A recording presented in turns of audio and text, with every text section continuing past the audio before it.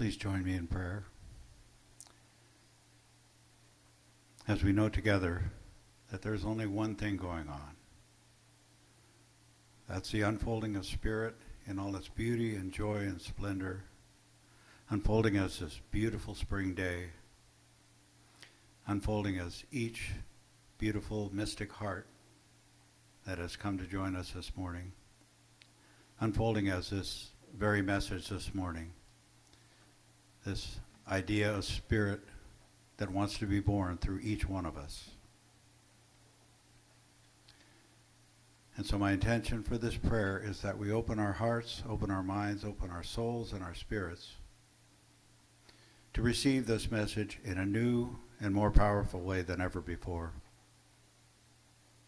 And from that place of openness, that place of receptivity, Spirit pours in and fills us in ways we cannot even imagine. So this prayer makes us available for Spirit, makes us available to receive the wisdom, the love, the joy, and all the inspiration that comes through Reverend Diana this morning. And so with a grateful heart, I simply accept it for each of us. I let it be so, as together we say, and so it is. Amen. We've all been busy. So thank you for being here this morning. Here we go. Start gently, or not, whatever you feel like.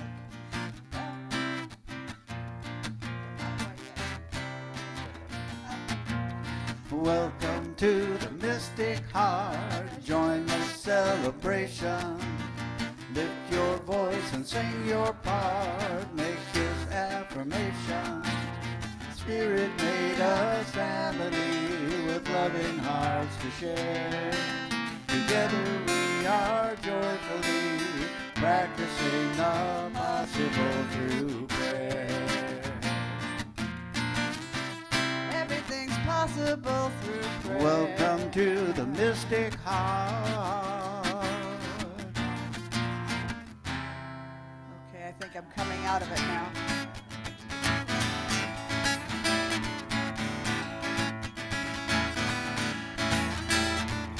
Everybody, get up on your feet.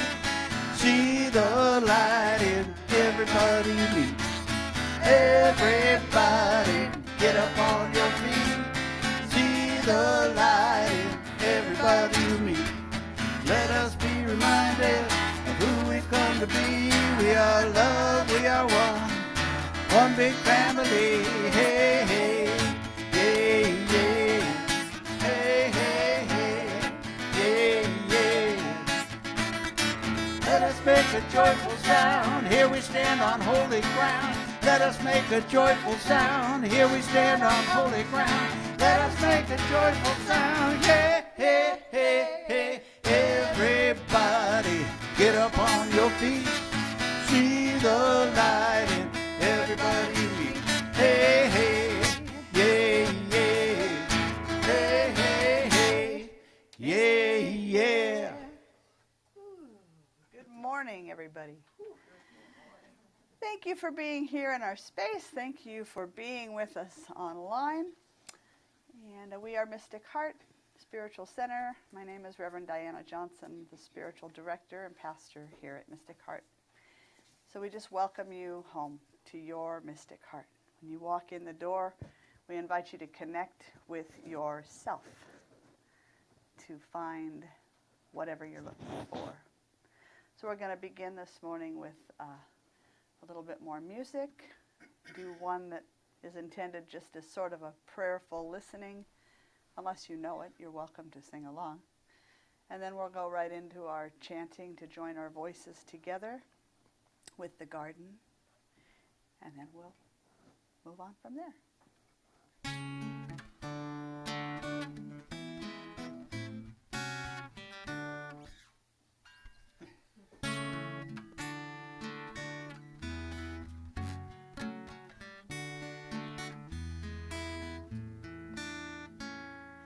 I sometimes don't know me, but there you are to show me. You hold the child inside, the man I want to be. And in my darkest night, you're the light so I can see. All that I am is magic, created before time began. Oh, how I love the way you love all I am.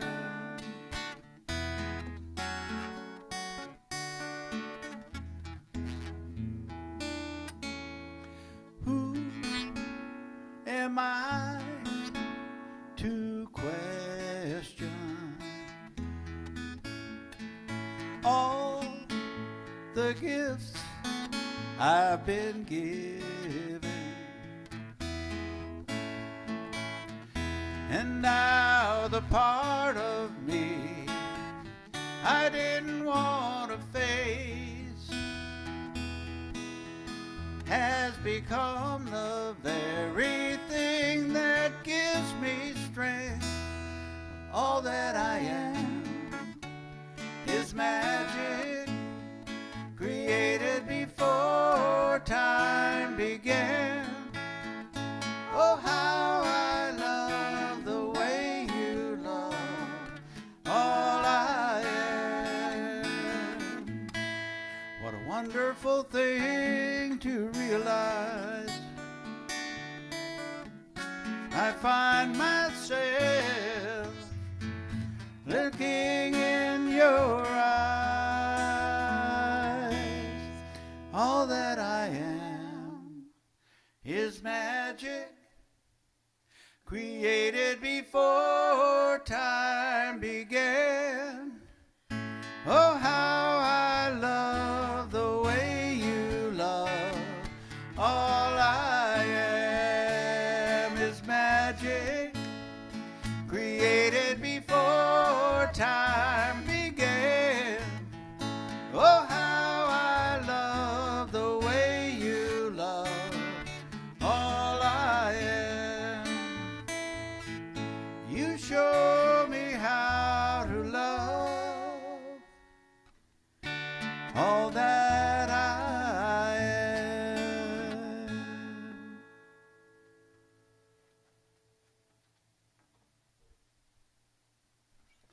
Please join us. The words will be on the screen.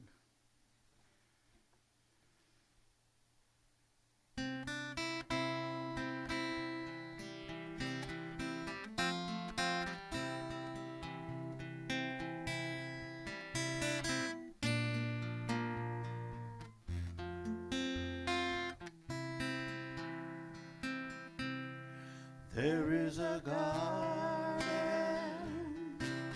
where dreams come true, a beautiful garden where God's grace blooms. There is a garden where everything grows, a beautiful garden where love is strong.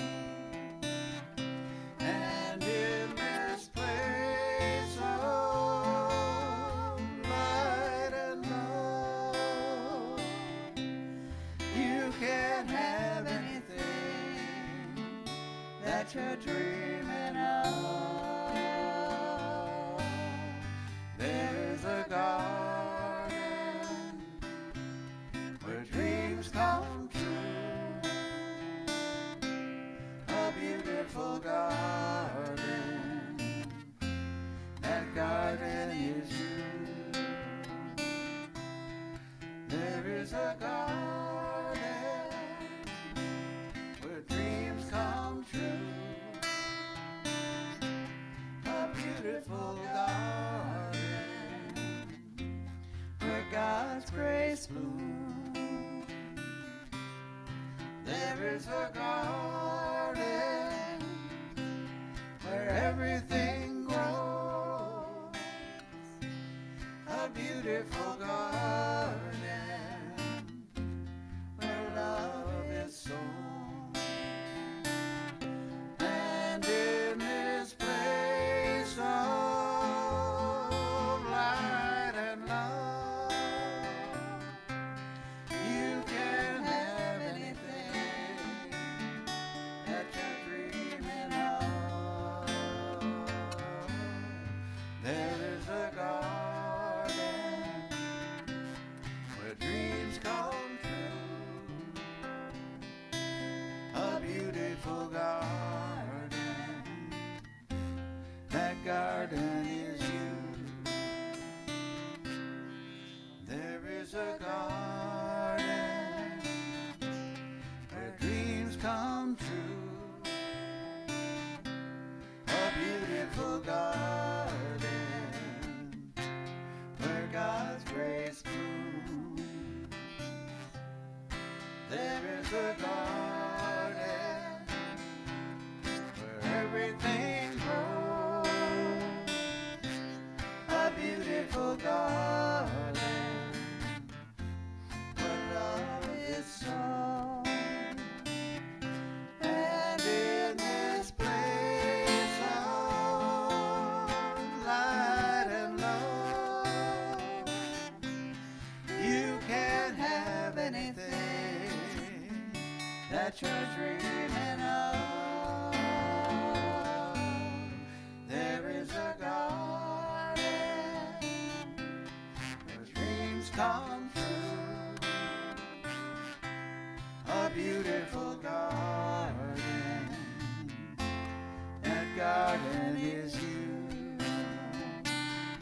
Such a beautiful garden. That garden is you.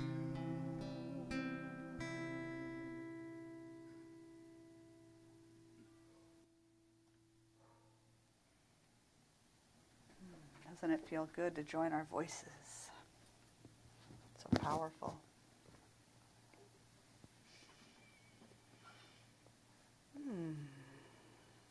So as we begin today, we acknowledge our connection with all beings. We acknowledge the divine spark that lives within every human. And we always emphasize every human because sometimes interactions with humans can be challenging. And sometimes there are particular humans that each of us has trouble with. But every human is the divine in form. And so we know that in reality we are completely and totally one with all of humanity. We are one with all creatures.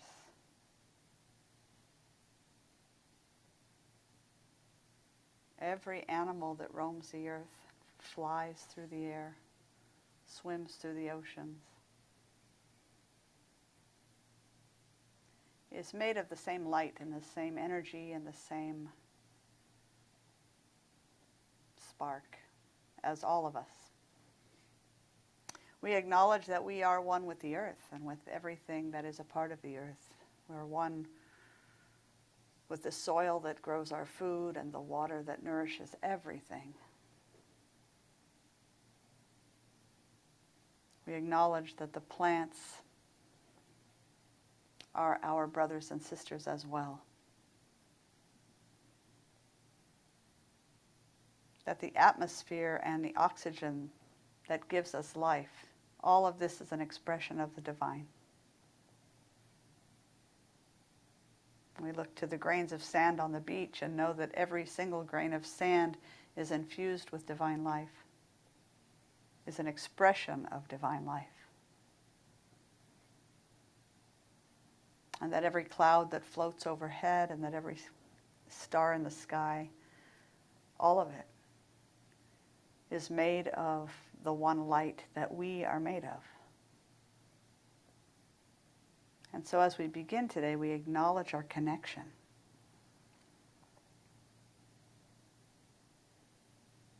And as we acknowledge that connection, I'd like to begin with a question this week. Who am I in all of that? Who am I? What is your mind's first response to that question? Who am I? I am one of all of that. I am one of all of that. I am divine love. I am divine love.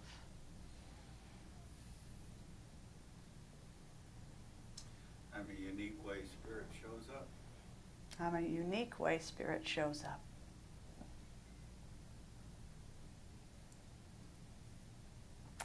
So in this setting, it's easy to be in that space where that's our first response. But when we leave this space and we go out into the world, if someone in the grocery store were to ask you, who are you? Would you say, I am the light of the divine shining forth on this planet? Depends on who they were. Depends on who they were. Maybe. What would be a more likely response? Your name, your job title, your... Okay, your name, your job title, the roles. that you- Retired educator. Yeah. Retired educator, the roles that you play in the world. So do the answers that you would hear in the day-to-day setting, do they more closely reflect your true self or your false self? False. Your false self. Surface self. at least. Surface self at least, yeah. Egoic self. So which self do we spend most of our time engaging with and representing in the world? Depends on the time of year. Depends on the time of year.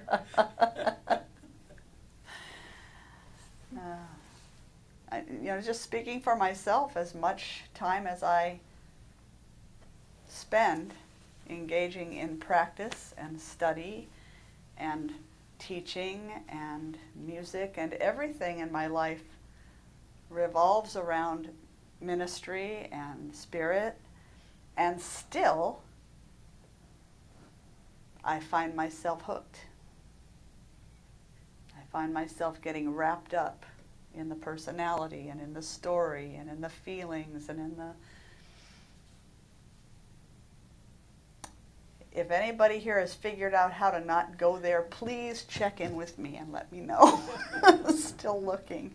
Isn't that how we navigate through the physical, though? It's It's- necessary, right? It's necessary, but for myself, I feel like as long as underneath the what's coming out of my mouth, I'm grounded in the truth of who I am, so that emotionally I'm stable. Even though I might be conversing with someone in a way that makes sense to talk with other people, as long as emotionally I'm stable, then I'm still grounded in that true self. So yeah, we do need those interactions. We need to be able to navigate in the world. As we move through life, we're creating a story. And we're living a story. That's what we're doing. Each of us has a story, and each of our stories is sort of a quest. You could call it a quest. Joseph Campbell calls it a hero's journey. So what is our story about? What's our story about? What are we looking for as we create our story? Acceptance. Acceptance, Recognition. recognition, Security. security, Best I can be every day. Best I can be every day. Trying to convince ourselves we're okay. Trying to convince ourselves we're okay. Yeah. Well, I think for me, it's like trying to make a connection with spirit, with divine, Okay. with the divine. So trying to make that connection with the And so divine. I've tried that all my, that's my quest in life. Yeah. I feel like Beautiful that too. quest. Like it's like a circle, like a great forgetting and a great remembering of Uh-huh. who we really are, over and over and over. And it's also a challenge, and it's kind of like it's almost like a game where you're being, or at least I am, being involved with it. And it's like a constant, Right. it's like a chess game or something, where it's like that I can try to figure out how to do this and what I need to do and how to do it. Mm-hmm. So it's a constant cycle of remembering and forgetting, and almost like a game where we're engaging and involved with it, kind of dancing with it, or moving the chess pieces around in our lives as part of our story. And we're looking for maybe divine connection. We're looking, how about for purpose and for meaning? What is the meaning of this? Why am I here? What am I doing here? We're looking for belonging. We're looking for love. We're looking for creative expression. Lots of things that we're looking for that really tie into our divine selves. So Father Richard Rohr says that conservatives look for absolute truth. Liberals look for something real and authentic. Spouses look for a marriage that will last till death do us part. Believers look for a God that never fails them. Scientists look for a universal theory. They are all on the same quest. We are all looking for an immortal diamond, something utterly reliable, something loyal and true, something we can always depend on, something unforgettable and shining. So what is that immortal diamond that we're looking for? I think we've touched on it a little bit already. Our own divine spark. Our own divine spark, our true self, whatever words we want to give it, our authentic self, our God self. What's ours to do in the world? What's ours to do in the world? So I have a story from the spiritual teacher Gangaji that I would like to share.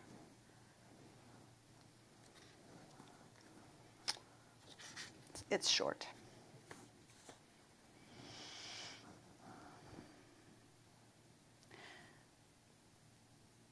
There was a consummate diamond thief who sought to steal only the most exquisite of gems. This thief would hang around the diamond district to see who was purchasing a gem, so that later he could pick their pocket. One day he saw a well-known diamond merchant purchase the jewel he'd been waiting for all of his life. It was the most beautiful, the most pristine, the purest of diamonds.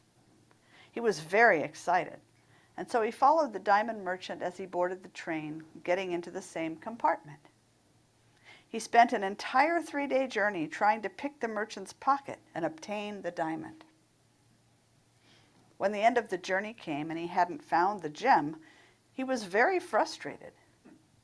He was an accomplished thief, and although he had employed all his skills, he still was not able to steal this rare and precious jewel.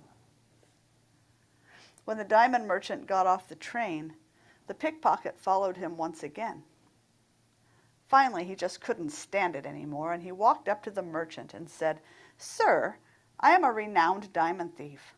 I saw you purchase that beautiful diamond, so I followed you onto the train. Though I used all the skills of my art, which have been perfected over many years, I was not able to find the gem. I must know your secret. Tell me, please, How did you hide it from me?" The diamond merchant replied, "Well, I saw you watching me in the diamond district, and I suspected you were a pickpocket. So I hid the diamond where I thought you would be least likely to look for it, in your own pocket." He then reached into the thief's pocket and pulled out the diamond.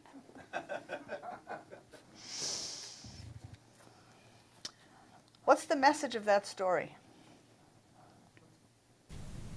We've already got it. Hmm?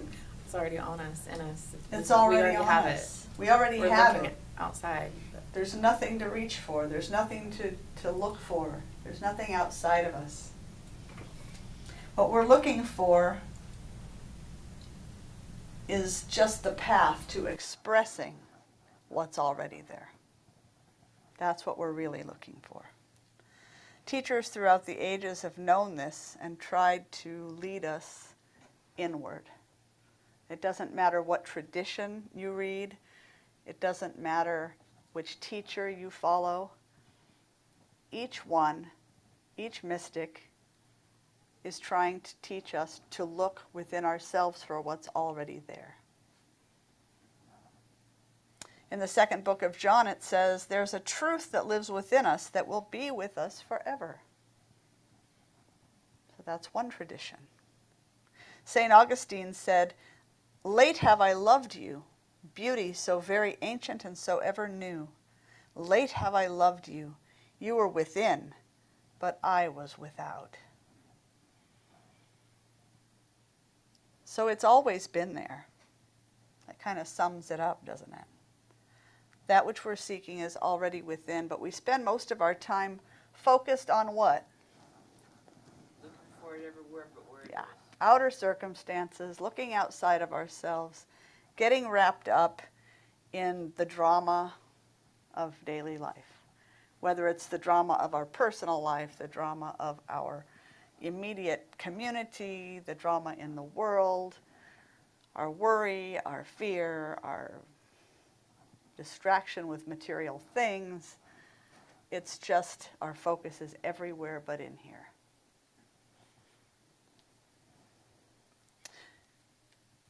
Gangaji says that telling the personal story is the primary religion of most people on the planet. Telling the personal story.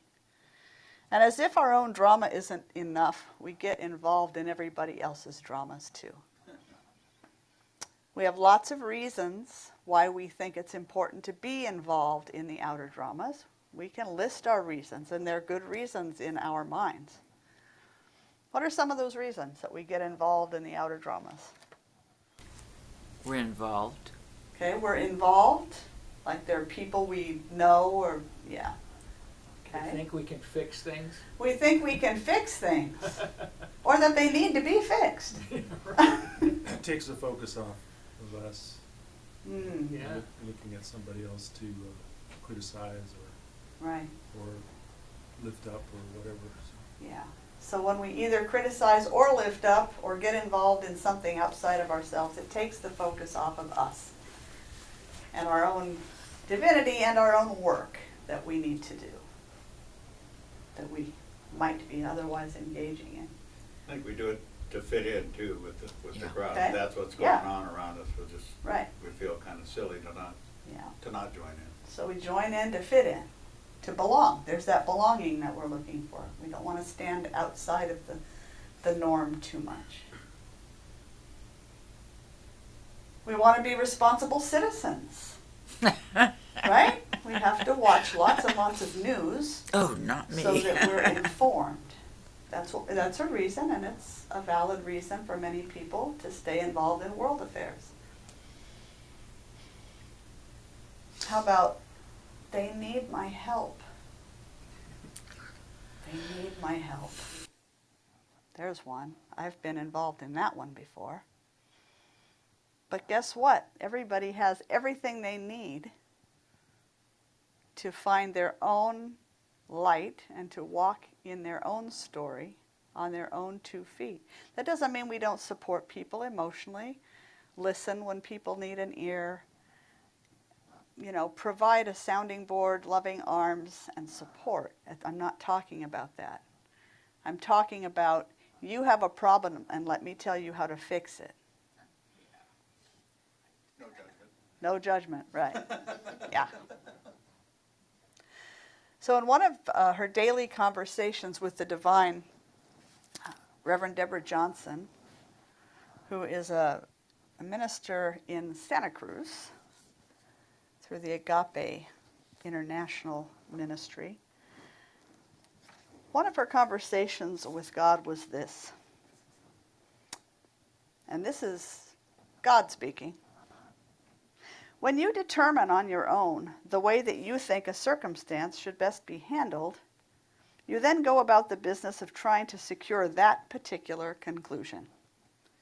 For most of you, it's only when you become quite disappointed, disillusioned, frustrated, anxious, or worried that you even think about turning to me as your source, rather than relying on the material, psychic, emotional things that are readily available to you.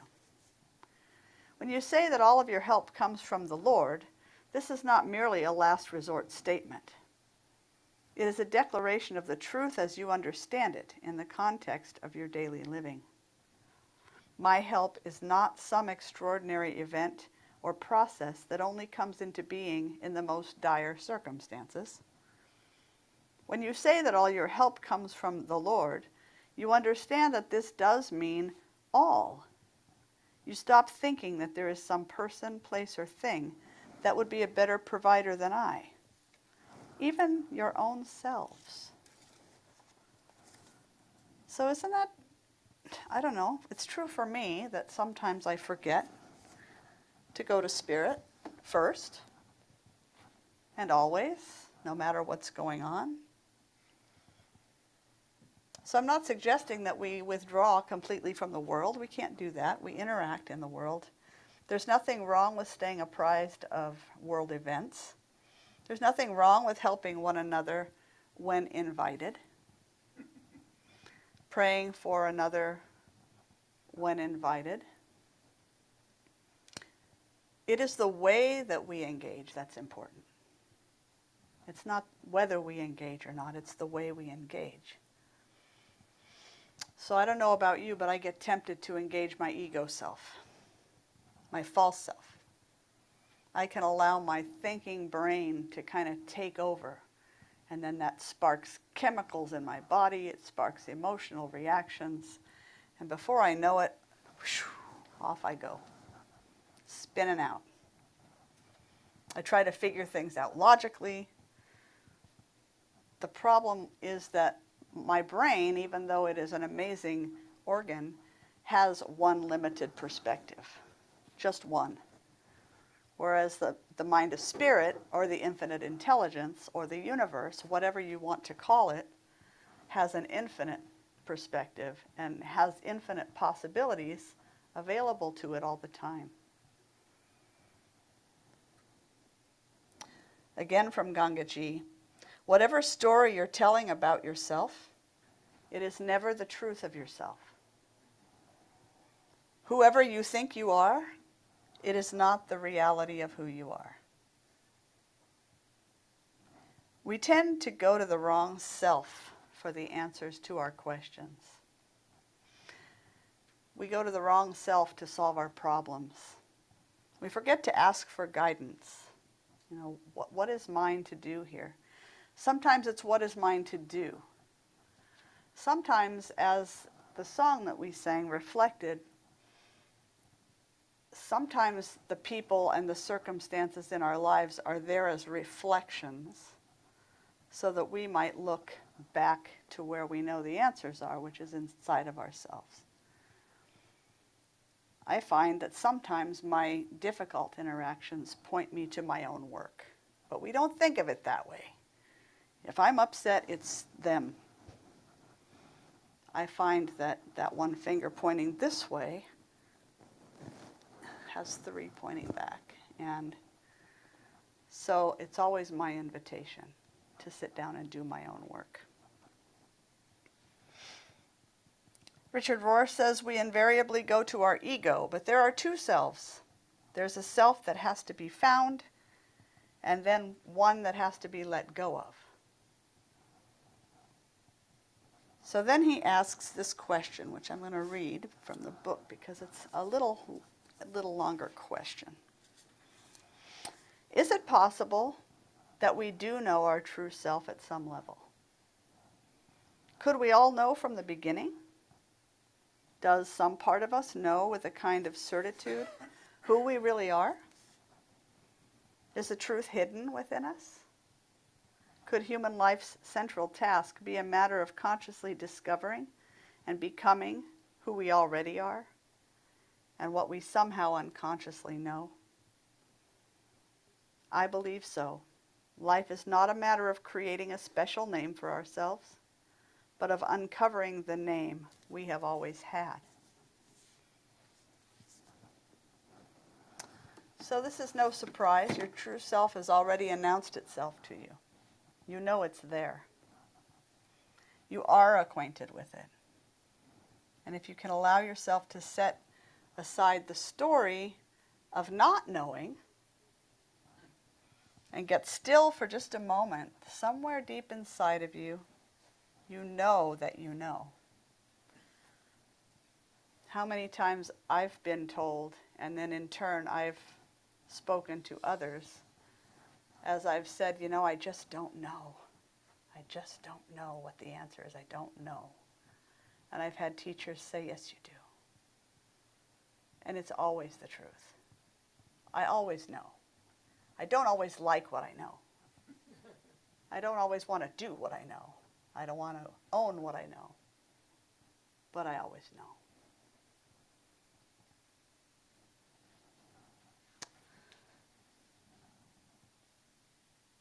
So if you didn't already know, you wouldn't be sitting here.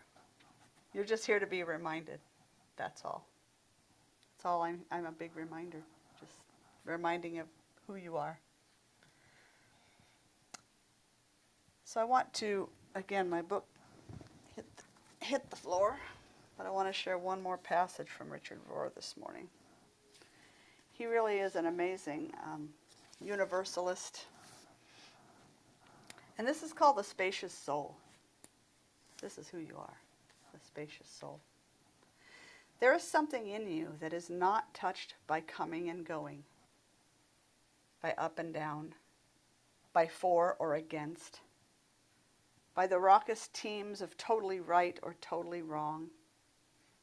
There is a part of you that is patient with both goodness and evil to gradually show themselves, exactly as God does.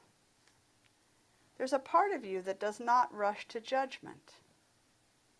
Rather, it stands vigilant and patient in the tragic gap that almost every moment offers. It is a riverbed of mercy. It is a vast, silent, restful, and resourceful, and it receives and also lets go of all the comings and goings. It is awareness itself, as opposed to judgment itself. And awareness is not, as such, thinking. It refuses to be pulled into the emotional and mental tugs of war that most of life is, before it is forever and ever gone. To look out from this untouchable silence is what we mean by contemplation. In her interior castle, St. Teresa of Avila says, the soul is spacious, plentiful, and its amplitude is impossible to exaggerate. The sun here radiates to every part, and nothing can diminish its beauty. This is your soul. It is God in you. This is your true self. So now the soul's journey becomes about letting go of the part of the story that isn't serving us. That's all it's ever about. What part of my story is serving me? What part of my story is not serving me? Keeping the stuff that's working and tossing out the other stuff. That's it. It's that simple. Once your soul comes to its true self, it can amazingly let go and be almost anything except selfish or separate. The soul is a natural at detachment and non-addiction. It does not cling or grasp. This again from Father Richard Rohr. So this is why, as we find ourselves growing in consciousness, suddenly our bodies might want to eat differently. We may no longer crave sweets or salt or carbs or whatever we once were drawn to. We may no longer find ourselves drawn to sensationalist news. Or we might not any longer choose entertainment that contains violence. Any of these things can happen. We may find ourselves less drawn to people and activities that drain our energy rather than feeding our energy. We begin to give our attention to what we want to experience rather than what we do not want to experience, or even to what others are experiencing, because we discover that, lo and behold, it's not our business. We just pay attention to our business, our time is well filled. So whatever it is for each of us, these are expressions of the awakening of the soul, awakening to our wholeness and to our oneness. Once we get a taste of our oneness and our interdependence, we understand that what we do to and for ourselves, we do to and for one another, that there's no difference. Just that little thing changes everything. One of my first teachers used to repeat almost weekly, it's a spiritual impossibility that something that is truly the highest and best for me is not also truly the highest and best for the whole, for everyone. Sometimes it doesn't feel that way. Initially it might not look that way, but it's spiritually impossible for that to not be so. So if it's good for me in a true sense, it's good for you in a true sense. We naturally begin to align with the truth of who we are. We live more of our precious life's moments from our true self. And one final reading from Gangaji. I've really been enjoying her book. I haven't reread it in quite a while, and it's a diamond in your pocket. It's a really good book. But I need the orange tab. She says, the truth of who you are is consciousness. It's not your name.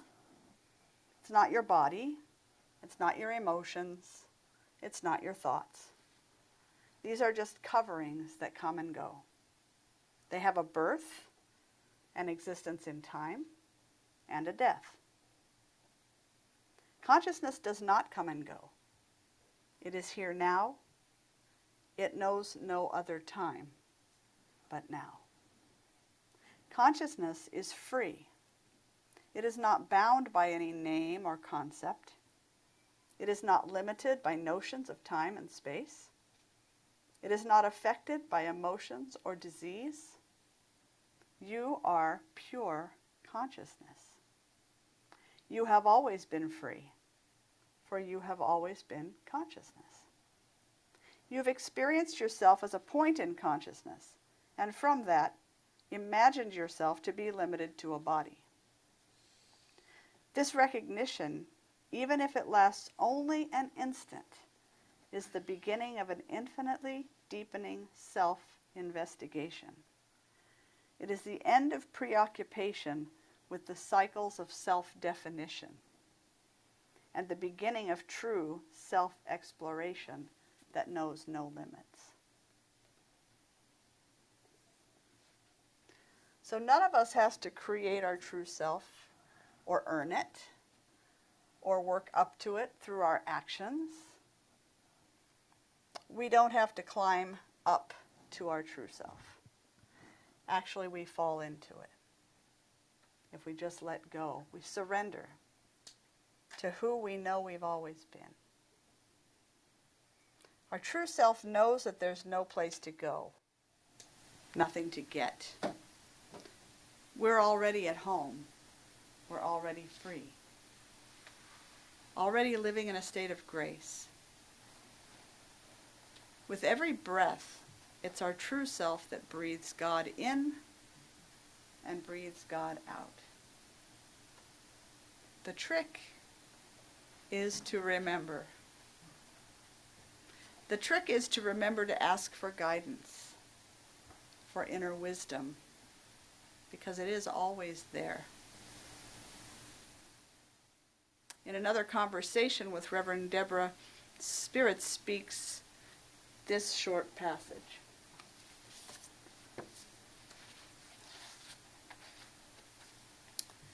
You do not have to beg for my help. You do not have to beseech me. It is my good pleasure that you have it all. I have already given it all. I cannot give more than everything, and everything is what is already available to you. However, if you do not perceive this, you will not access it. So if you, like me, had your mind going, oh, I don't know about that, it's that doubt that's the problem, not the truth. However, if you do not perceive this, you will not access it. If you do not understand that the world is waiting for you to stake your claim on it, then it is you who will continue to sit on the bench, on the sidelines, wondering and waiting when your time will arrive. Stop waiting. Your time is now. Now is the only time there ever is. Any time you ever do anything, you're always doing it in the now. Now is the only time when you can ever take action. So as soon as you decide to do something, voila, it's now. You create the nowness by your action. You turn the future into now anytime you stop waiting to be the all that you are ordained to be. I have the utmost patience. The concept of patience only has relevance when you believe in time-space continuums. Something appears to be patient when it has the ability to remain steadfast while it is in some state of abeyance. I am active at all times. I am not waiting for anything, ever. I am the fullness of who I am at all times, and because you are me, so are you. Any sense of your waiting for anything is but an illusion.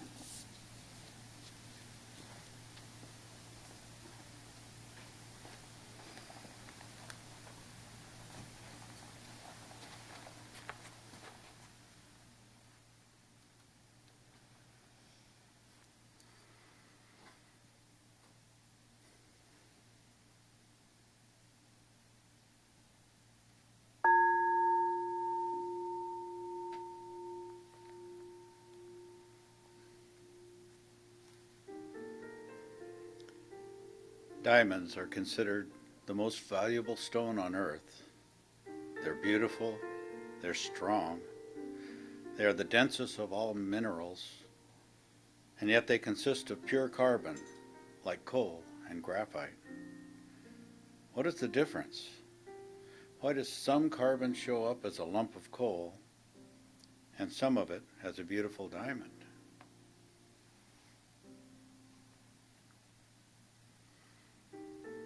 Diamonds are formed from carbon deep in the earth at very high temperatures and under extreme pressure. Over time, these conditions transform carbon into diamonds. Volcanic activity then brings these gems near the Earth's surface. I wonder, could it be that people treasure diamonds because of our similarity to them?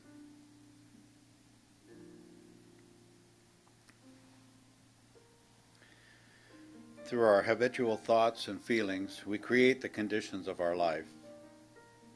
Divine law teaches us that those conditions exist to compel us to grow spiritually, to transform us. So sometimes we find ourselves under pressure or feeling the heat in an uncomfortable situation. When we come to that point, we are compelled to change.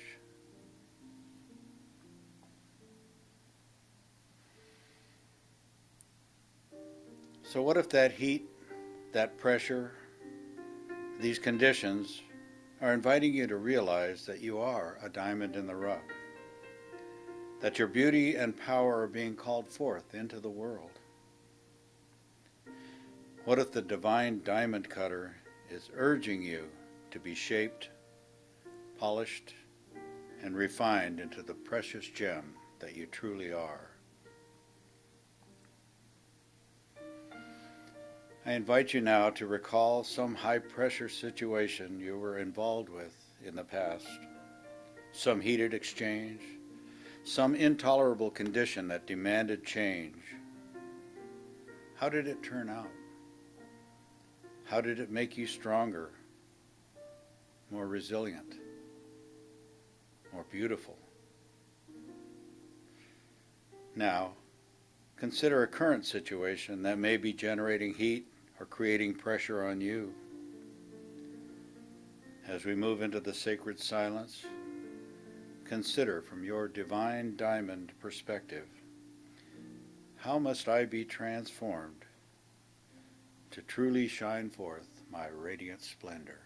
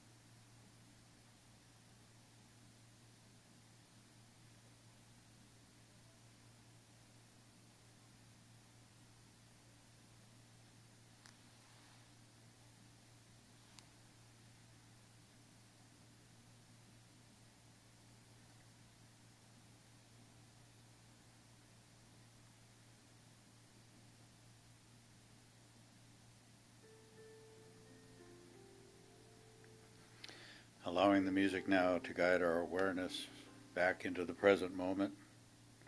We're grateful for this time of blessed communion with one another and with Spirit. Thankful for the grace that transforms us,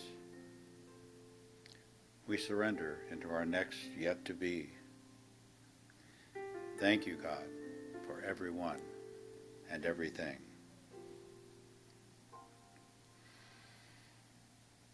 I invite you to know with me now that Spirit is moving powerfully through each of us and through our beloved community.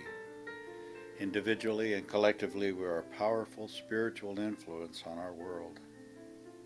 As we evolve in consciousness, the benefits of our growth ripple out, blessing the entire world.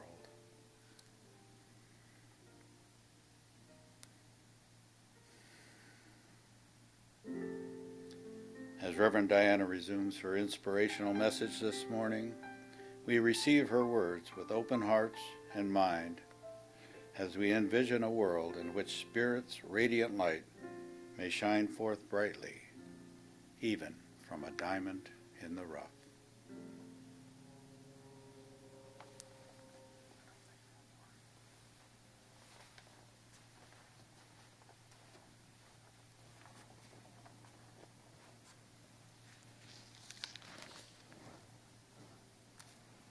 We join together in consciously taking part in this great turning, a shift from the industrial growth society we live in to a life-sustaining civilization. The writing of a new story. We step into prayerful action as we envision and take part in creating a love-soaked world. Together we feel and know a world where all beings are peaceful and loving and kind, abundant and free, generous, compassionate, where all people practice loving kindness with one another and with the earth. We envision a world where all needs are met, where all people have plenty of nourishing food, safety of warm and comfortable home, where all beings have access to medical care and education, where every being is blessed with healthy relationships, a right livelihood, and creative contribution, and where every being can find a sense of belonging. We create a world in which every being is valued for their inherent goodness, where the peace we cultivate within shows up as a world free of hatred and violence. Together we feel and know a world without greed, where there is such absolute abundance in simply having enough, where every being, as a precious creation of God, is deserving of all the blessings that life has to offer, and receives those blessings openly and gratefully. We are the ones who serve as God's hands and feet, hearts and voices. And so as we move in the world, we know that there is no reason that we cannot have such a world. It is our vision and our action that make it so.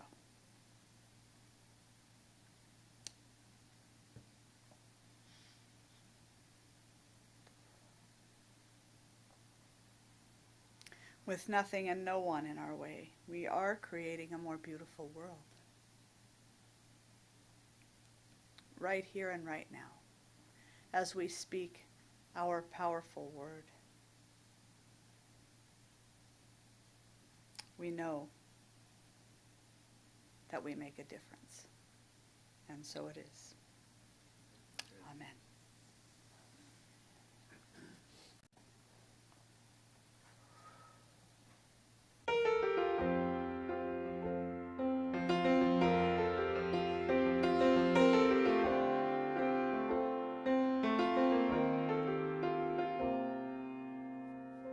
I wouldn't be surprised if peace broke out all over I wouldn't be surprised if I found a 4-leaf clover, 'cause miracles abound.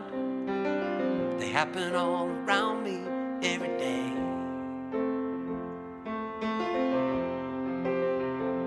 I wouldn't be surprised if we put an end to hunger. I wouldn't be surprised if we just kept getting younger, 'cause miracles abound, happen all around me every day. And life keeps blessing me with so much good. I wouldn't change it even if I could. Blessing me in every way, and if it all turns out okay, I wouldn't be surprised. I wouldn't be surprised at all.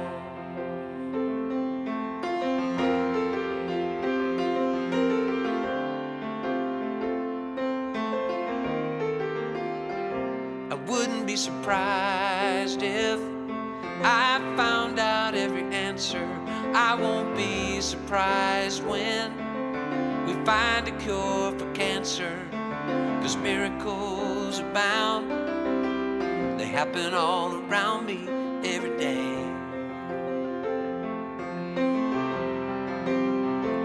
And life keeps blessing me with so much good.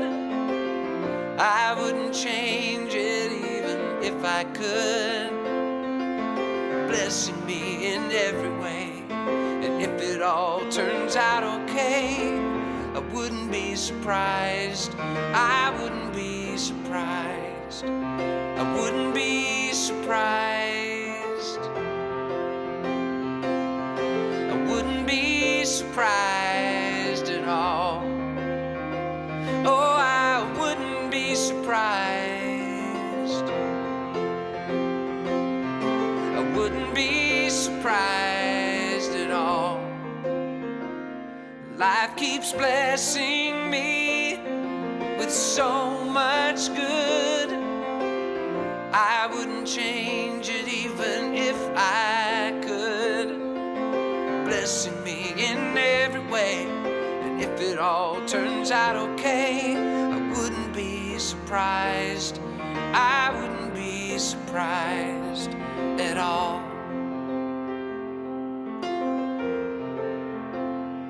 Life keeps blessing me with so much good. I wouldn't change it even if I could. Blessing me in every way, and if it all turns out okay, I wouldn't be surprised. I wouldn't be surprised at all.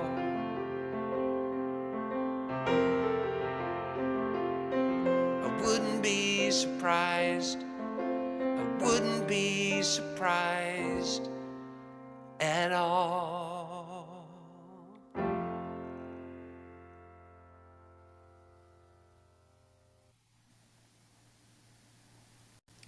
So with eyes still closed, let's take just a few moments of sacred silence. A time for you to access your true self. To simply stop the doing, the thinking, and just be.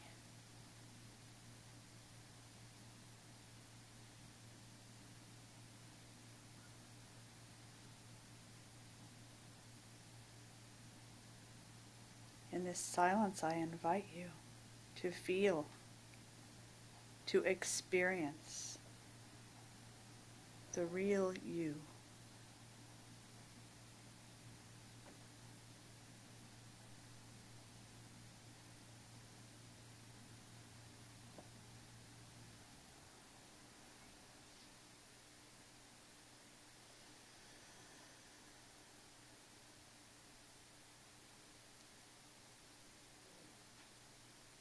Allow the physical sensation of presence to permeate your being, filling every cell, every atom, and all the spaces in between with the brilliance that you are.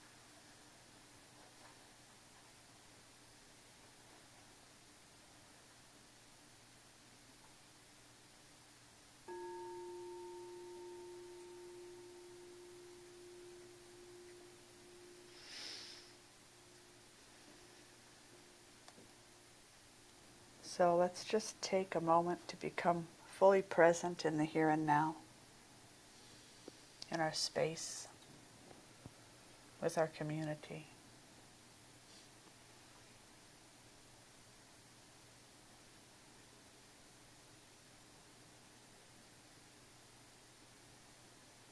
And opening a space for anything that wants to be shared at this time.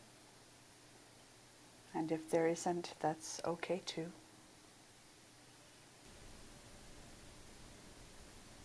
It's important to create space for us to speak, for us to express.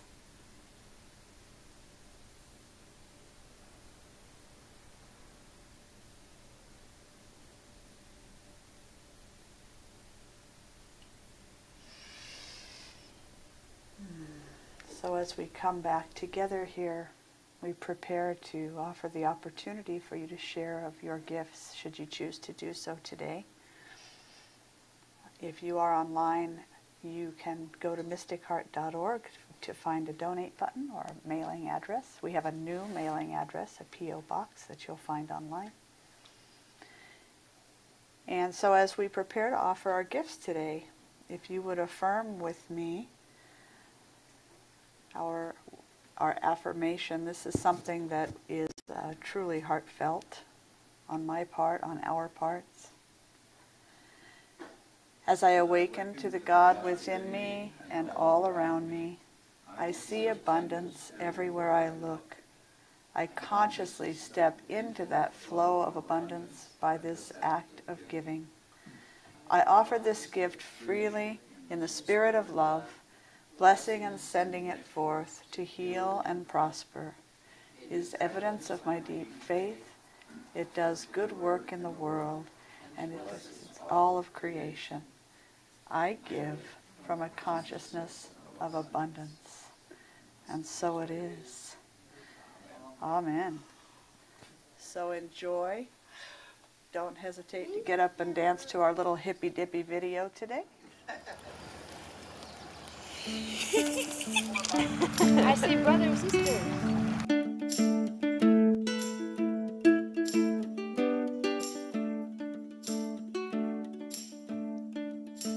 Blessed river, polishing stones. She is polishing our hearts.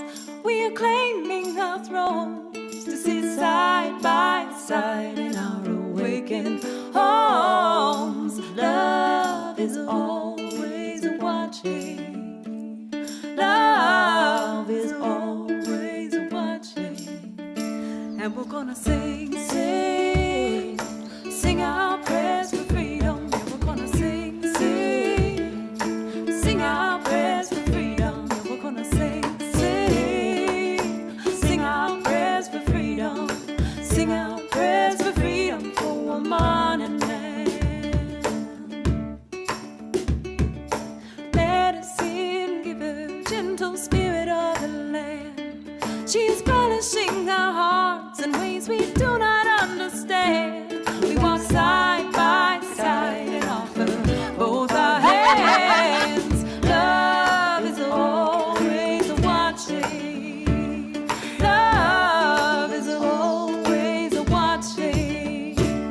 we're gonna sing, sing, sing our prayers for freedom. And we're gonna sing, sing, sing our prayers for freedom. And we're gonna sing, sing, sing our prayers for freedom. Sing our prayers for freedom for the land. Sing our prayers for freedom. Put any prayer you want into that flower, any prayer of goodness and thanks for the water into that flower. Brothers, sisters, brave pilgrims of the night, we have followed our hearts, and to truth we have arrived to sit side by side in divinity's light. Love is always watching. Love is always watching.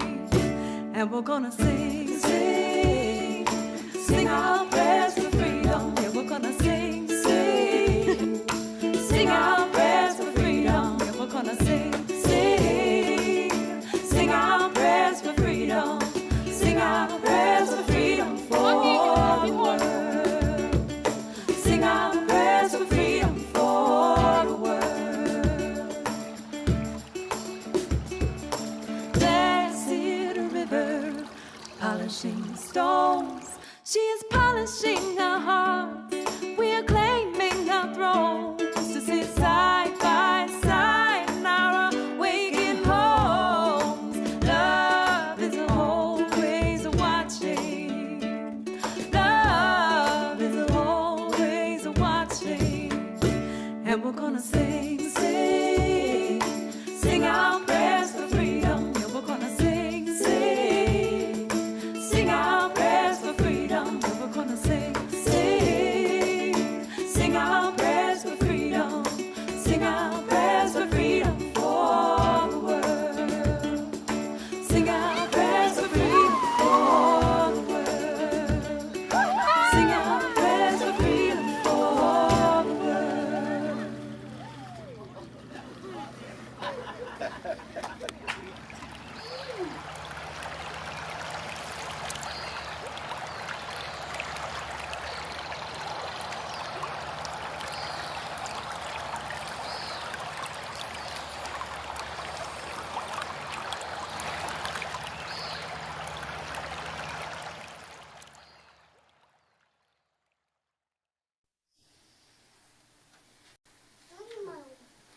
All right, so please join me in this blessing for the offering. Oh, Spirit, we give thanks for these gifts, knowing that you are the ultimate source, and also recognizing that these gifts have traveled through human hands, through human generosity, through human trust, and human love. And so I give thanks for the divine part of it. I give thanks for the human part of it. I give thanks that all of that is one, and that it supports the work that we do here at Mystic Heart, knowing that that work ripples out to our congregation, into our city, and beyond. They truly do good work in the world.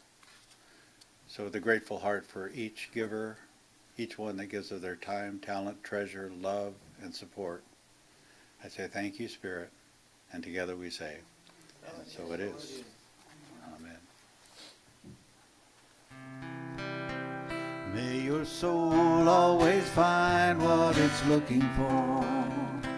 May your heart always lead the way.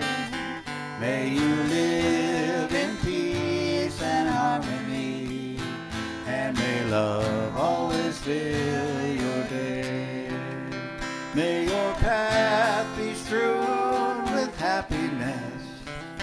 May success find you everywhere. May you always embrace compassion and grace, and may God always answer your prayer. May you always embrace compassion and grace, and may God always answer your prayer.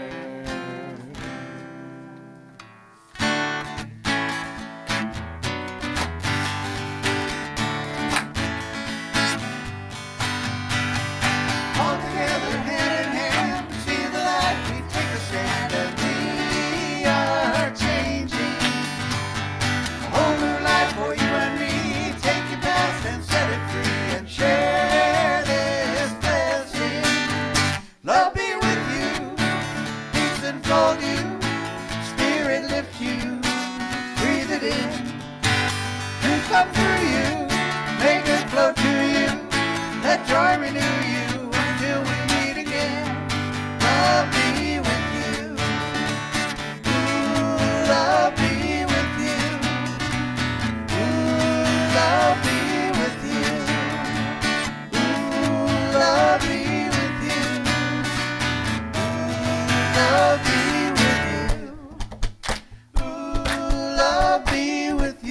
until we meet again. Love be with you. Ooh, love be with you. Now breathe it in. Love be with you. Ooh, love be with you until we meet again. Love be with you. Ooh, love be with you. Now breathe it in. Love be with you. We love you. Have a beautiful day. Get out there and enjoy this spring weather.